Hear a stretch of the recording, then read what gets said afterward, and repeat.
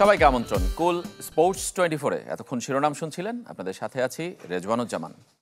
শ্রীলঙ্কায় বাংলাদেশ দল যখন খেলছে তখন টাইগারদের সাথে টি-20 সিরিজ খেলতে ঢাকা এসেছে পাকিস্তান দল। সকাল 8:30টার দিকে সালমান আগা, ফখর জামানদের বহনকারী বিমান হজরত শাহজালাল আন্তর্জাতিক বিমানবন্দরে অবতরণ করে। সেখান থেকে কড়া নিরাপত্তায় টিম হোটেলে যান ক্রিকেটাররা।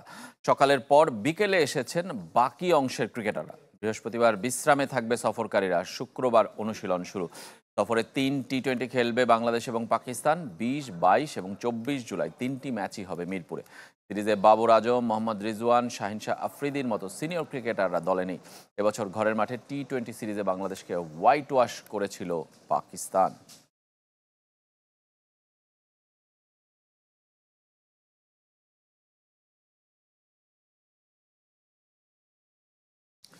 ভারত সিরিজ পিছিয়ে যাওয়ায় আগস্টের ফাঁকা সূচি নিয়ে নতুন চিন্তা ক্রিকেট বোর্ডের। নিজেদের মধ্যে প্রস্তুতি ম্যাচ খেলার পরিবর্তে কোনো দেশের সাথে সিরিজ খেলার চেষ্টা চলছে। টি-20 বিশ্বকাপের পরিকল্পনার কথাও জানালেন cricket operations chairman Nazmul Abedin. তবে সাকিব ইস্যুতে কথা বলতে নারাজ। আবারও আলোচনায় সাকিব আল হাসান। দেশের বাইরে সিরিজ কিংবা টুর্নামেন্টে তাকে খেলানোর গুঞ্জন উঠেছে।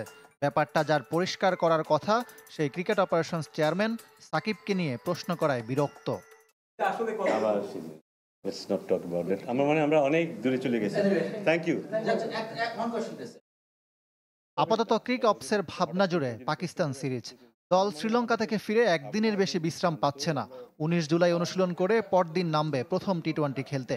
2-1 দিনের মধ্যে ঘোষিত হবে স্কোয়াড। স্বাভাবিকভাবে যেহেতু ওরা খেলার মধ্যে আছে, এই মাত্রার প্রিপারেশনের বোধহয় প্রয়োজন নেই, বাট একটু হয়তো অ্যাডজাস্ট করে নেওয়ার একটা ব্যাপার থাকবেই। ভারত সিরিজ পিছিয়ে যাওয়ায় আগস্টে অন্য কোনো দেশের সাথে খেলার চেষ্টা করছে ক্রিকেট বোর্ড। না হলে এ দলের সাথে খেলবে জাতীয় দল।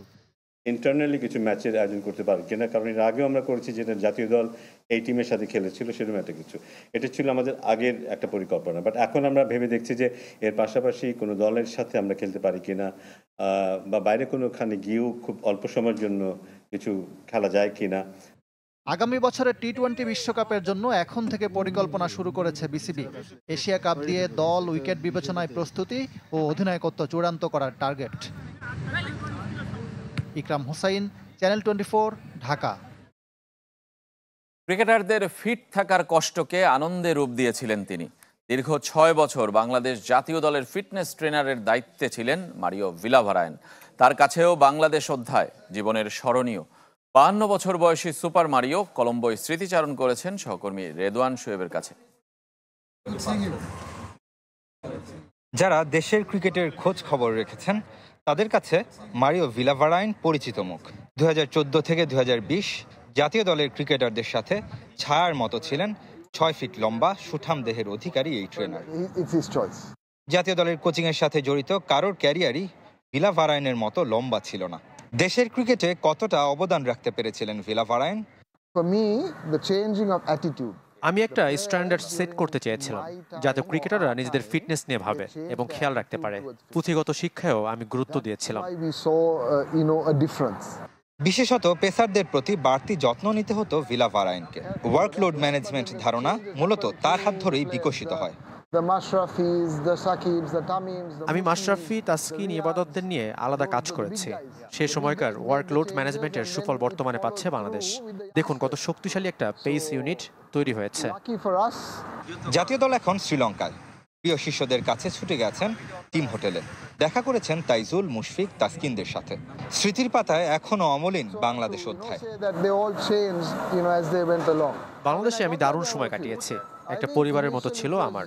অধিকাংশ ক্রিকেটারই ফিটনেস নিয়ে সিরিয়াস ছিল, তবে এর মাঝে ব্যতিক্রম ছিল তামিম ইকবাল। বিসিবি ভিলাভারায়নের মেয়াদ আরও বাড়াতে চাইলেও আইপিএল ব্যস্ততায় 6 বছরের সম্পর্কের ইতি টানেন তিনি। শ্রীলঙ্কা আর ভারতের ফ্র্যাঞ্চাইজি লিগে কাজ করেন চুক্তিভিত্তিক। অস্ট্রেলিয়াতে আছে ব্যবসা। সব মিলিয়ে পরিবারকে আগের চেয়ে অনেক বেশি সময় দিতে পারছেন। ভালো আছেন super Mario. Redwan Shoaib, channel 24, Colombo, Sri Lanka. ফুটবলের খবর জানাবো। বৃষ্টিতে ভেন্যু সংকটে অনূর্ধ্ব-20 নারী সাফ চ্যাম্পিয়নশিপ কিংস অ্যারেনায় হচ্ছে না বৃহস্পতিবারের দুই ম্যাচই হবে পাশের প্র্যাকটিস গ্রাউন্ডে।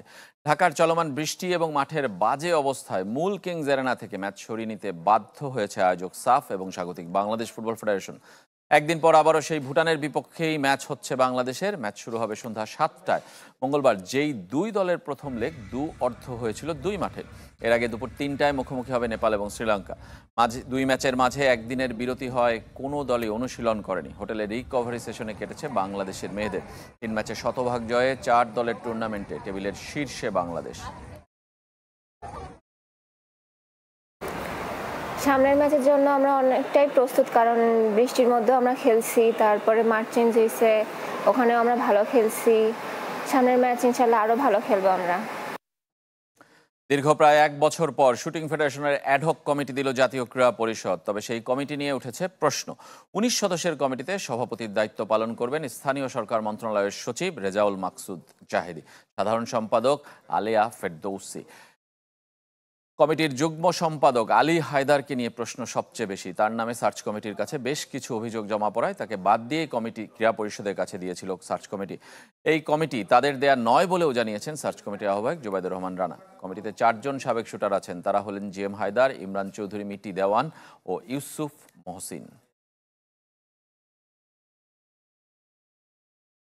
কুল স্পোর্টস 24 একটা বিরতি নিচ্ছি, আমাদের সঙ্গেই থাকবেন।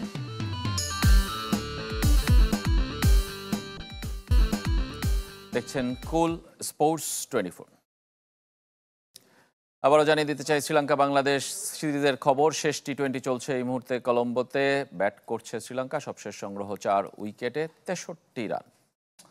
চলে যাব অন্যান্য খবরে। ফুটবল। লেস্টার সিটিতে হামজা চৌধুরীর নতুন কোচ হলেন মার্তি ফুয়েন্তেস।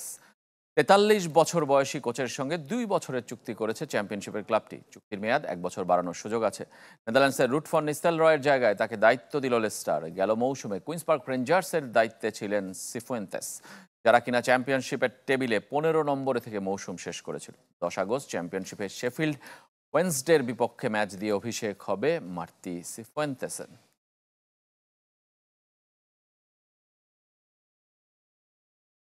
ওমান জাতীয় দলের হেড কোচ হলেন কার্লোস কুইরোজ। তবে কতদিনের জন্য এই কোচের সাথে চুক্তি হয়েছে তা প্রকাশ করেনি ওমান ফুটবল। বিশ্বকাপ বাছাইয়ে 4র্থ রাউন্ডে উঠেছে মধ্যপ্রাচ্যের দেশটি। 2026 বিশ্বকাপে জায়গা পেতেই মূলত হাই প্রোফাইল কোচের দিকে ঝুঁকেছে ওমান। এর আগে ইরান, মিশর এবং কাতারের হেড কোচ ছিলেন কার্লোস কুইরোজ। ম্যানচেস্টার ইউনাইটেডে স্যার অ্যালেক্স ফার্গুসনের সহকারী হিসেবেও কাজ করেছেন পর্তুগিজ কোচ।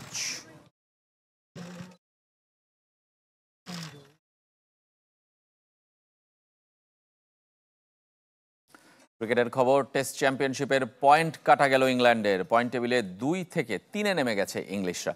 লর্ডস টেস্টে স্লো ওভার রেটের জন্য ইংল্যান্ডের 2 পয়েন্ট কেটে নিয়েছে আইসিসি। টেস্ট চ্যাম্পিয়নশিপে 3 ম্যাচে 24 থেকে কমে এখন 22 পয়েন্ট বেন স্টোকসের দলে। এতে টেবিলের 2-এ উঠে এসেছে শ্রীলঙ্কা, শীর্ষে অস্ট্রেলিয়া। শুধু পয়েন্ট নয়, ভারতের বিপক্ষে স্লো ওভার রেটের জন্য জরিমানাও গুনতে হচ্ছে ইংলিশদের। ম্যাচ ফিট 10% কেটে নিয়েছে আইসিসি।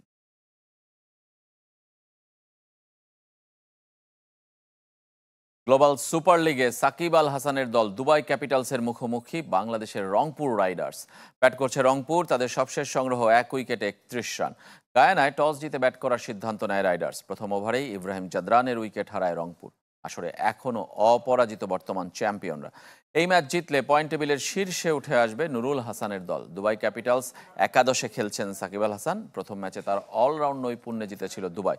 তবে পরের 2 ম্যাচে হেরে টেবিলের 4 নম্বরে নেমে গেছে ক্যাপিটালস। শেষ 2 ম্যাচে সাকিব নিজেও ব্যাট আর বল হাতে ব্যর্থ। কুল স্পোর্টস 24-এ আরও একটা বিরতি নিচ্ছে, ফিরছে একটু পরেই। যে শহরে পা পড়েছিল নান্নু, আকরাম, বুলবুলের, যে শহর থেকে উঠে এসেছেন সাইফুল, রায়হান, বিশ্বনাথের মতো তারকা ফুটবলার, সেই টাঙ্গাইল আজ ক্রীড়াশূন্য। স্টেডিয়াম আছে, নাম বদলেছে, কিন্তু খেলা নেই। বছরের পর বছর হয় না জেলা লিগ।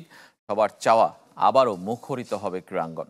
টাঙ্গাইল থেকে মাসুদ রানার পাঠানো তথ্য ও ছবিতে ডেস্ক রিপোর্ট। টাঙ্গাইল জেলা স্টেডিয়াম এখন শহীদ মারুফ স্টেডিয়াম। গণ অভ্যুত্থানের পর নাম বদলেছে, বদলায়নি শুধু জেলার ক্রীড়াঙ্গন। তবির খেলাশূন্য, জেলা উপজেলা পর্যায়েও একই ছবি।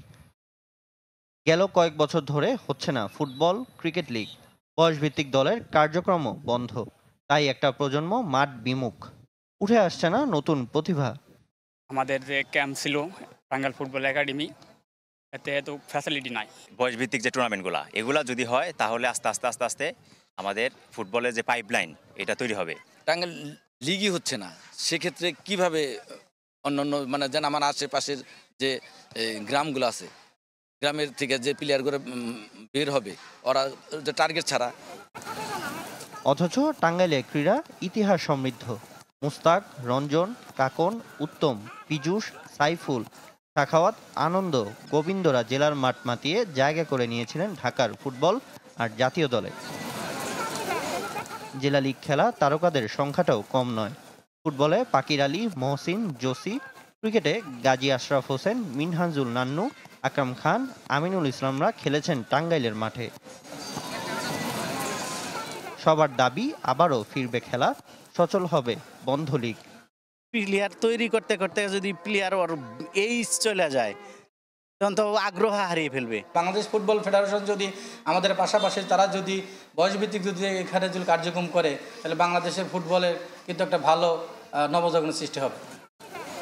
স্টেডিয়াম থাকলেও মাঠের দুরবস্থা, অর্থাভাব আর ক্লাবগুলোর সহযোগিতার অভাব ঢাকার এত কাছের জেলা টাঙ্গাইলকে দূরে ঠেলে দিচ্ছে।